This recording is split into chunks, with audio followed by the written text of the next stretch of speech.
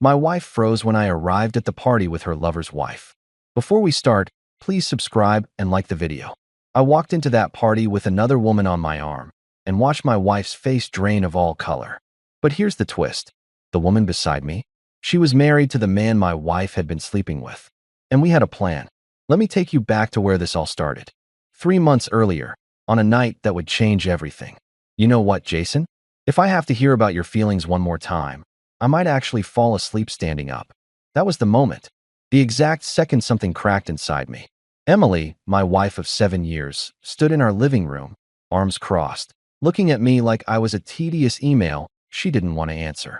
I'm sorry I'm not thrilling company tonight, I managed. I thought telling you how I felt still mattered. Emily rolled her eyes and grabbed her clutch. It does, in small doses. But this heavy, mopey energy, it's exhausting. I wanted to scream.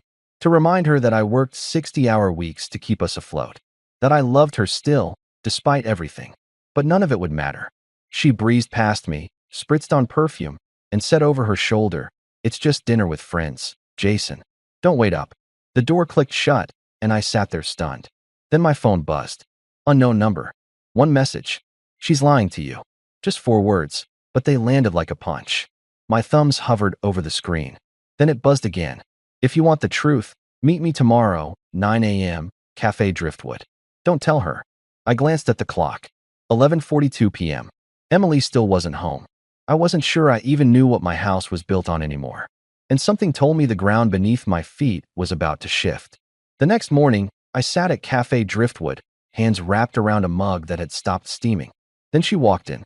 Sarah scanned the room, her eyes sharp but tired, pale green, almost gray. She looked like someone who'd been hurt in a very specific way and had decided to do something about it. "You're Jason?" she asked softly. I nodded. "You're the one who messaged me." She sat down and got straight to it. "My husband's name is Ryan. He's the one your wife's been seeing." I stared at the scratches on the table. There was something surreal about sitting here talking to a stranger about something so quietly life-altering. "I found their messages 2 weeks ago," she continued. "Her name's in the thread. So are selfies. Hotel bookings. And last night, I watched her walk into the same restaurant he told me he was going to alone. That hit harder than I expected. She told me it was dinner with old friends," I said. Sarah smiled, dry and ironic. "Yeah, Ryan said it was a business dinner. Amazing how social they both are without each other." We sat in silence for a few seconds. Then she leaned forward. "I want to follow them. Document everything. Not because I want to catch them. I already did. I want the truth. The full picture. And I think you do too." I hesitated. "What are you hoping to find?" Sarah looked straight at me. "Something I can't unsee. Something that makes leaving easier." And there it was. The truth behind both of our eyes. We weren't here to catch our spouses. We were here to free ourselves from doubt. "Okay, I'm in," I said. She smiled with the faintest trace of relief. "Good. I already have a plan." It started quietly. Sarah and I met the next evening. She had parked her car across from a high-end restaurant. "They're inside," she said softly. "Table near the window." She laughed when he touched her hand. That simple sentence knocked the wind out of me. I glanced across the street. There they were. Emily, my Emily, tilting her head, smiling like I hadn't seen her do in months. Ryan was speaking with casual confidence. "I took pictures," Sarah said, handing me her phone. There they were. Blurry but undeniable. Her hand on his knee under the table. His fingers tracing the edge of her wine glass. Later that week, we followed them again. Sarah caught them sharing a cab, sitting close, heads tilted toward each other. I waited outside the downtown Marriott while she snapped a photo of them entering through the side entrance. We met in dim parking lots, cheap coffee in hand, comparing notes like detectives too tired for disbelief. "You ever feel like this is someone else's life?" I asked one night. "All the time," Sarah said. Like I slipped into the wrong version of reality. We started noticing patterns. Same days of the week. Always a Tuesday night and a Thursday lunch. Never back to back. They had matching dinner reservations twice. Different names, same table, same hour. We kept everything. A growing archive of infidelity. Dates, times, photos, logs. I built a spreadsheet. She color-coded the calendar. In between the stakeouts, Sarah and I began talking about other things. Her job in publishing. My work in IT. We shared stories, compared notes on the lies we'd been told. She started asking about me. What Emily was like before all this. What I used to love about her. Emily used to laugh at my bad impressions, I told her. Fall asleep with her head in my lap during old movies. Insist on dancing with me in the kitchen when it rained. Sarah smiled. Sounds like she was once a real person. She was, I said. Or maybe I was just blind. One evening changed everything. We were watching what I thought was Emily's workplace. She'd said she worked for an arts nonprofit for 6 months. A fresh start, she'd called it. Something meaningful. We watched people file out of the glass doors. Men in sport coats, women with lanyards. But no sign of Emily. Sarah leaned forward. That's weird. She said she was staying late. If she's inside, why is everyone leaving? Then Sarah pulled out something unexpected. A printed company directory. I called yesterday, she said. Asked for an org chart. She flipped the pages and pointed to a list. That's everyone in development. No Emily Horn. No variation of it either. My fingers went cold. So where the hell has she been going every day? Sarah shook her head. I think we've both been looking through the wrong window. She staged a job, I murmured. For 6 months. But why would she do that? Sarah asked quietly. It's not just about hiding an affair. This is bigger. This is like she wanted to be someone else entirely. I thought about it. Emily had talked about wanting freedom. About feeling trapped in her old corporate job. About dreams she'd put on hold. Maybe this wasn't just about Ryan. Maybe it was about creating a life where she could be whoever she wanted. No accountability. No husband asking questions. She built an escape hatch, I said finally. A whole identity she could slip into whenever she wanted. Sarah reached out, her hand brushing mine. Not romantic, just contact. Human. I know it's a lot. It changes everything, I said. No, she said gently. It confirms everything. That's when things started to shift in the other direction. A week later, I was meeting Sarah at a quiet bookstore cafe. We'd been careful, always different locations, always discreet. But as I walked out to my car afterward, I saw her. Emily, sitting in her car across the street. Just watching. Our eyes met for a brief second. Her expression was unreadable. Not angry, not hurt, just observing. Then she started her engine and drove away. My heart pounded. Had she followed me? How long had she been watching? That night at home, Emily was different. Quieter. She made dinner, set the table, but kept glancing at me like she was solving a puzzle. You seem busy lately, she said casually, sipping her wine. Lots of late meetings? Just work stuff? I replied, keeping my voice steady. She nodded slowly. It's funny. I've been thinking about us a lot. About what we've become. I didn't respond. Just let the silence hang there. Over the next 2 weeks, I noticed her watching me more. Checking my phone when I left it unattended. Asking pointed questions about where I'd been. It was like she knew something had changed, but couldn't figure out what. And then came the counseling session that changed everything. We were sitting in Rebecca's office. The therapist had asked Emily to share what she'd been feeling. Emily took a deep breath. I think Jason's been pulling away. And I understand why. I haven't been present. I haven't been the wife he deserves. She turned to me, eyes glistening. I want to tell you something. Something I should have told you months ago. My stomach tightened. I never took that job at the nonprofit, she said, voice shaking. I made it up. I know how that sounds. But I felt so trapped in my old life. The corporate grind, the expectations. I just wanted to feel free.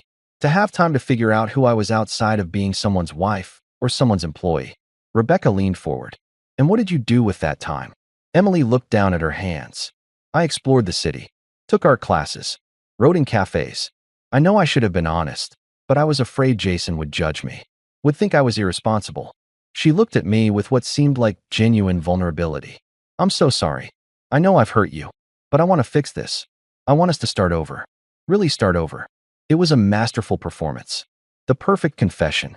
Just enough truth to seem honest, but leaving out the most important part. Ryan. I sat there, watching her, and realized this was her play. She'd seen me with Sarah. She'd panicked. And now she was offering me a limited hangout, a partial truth to prevent me from digging deeper. I looked at Rebecca, then back at Emily. Thank you for being honest, I said calmly. Emily's shoulders relaxed.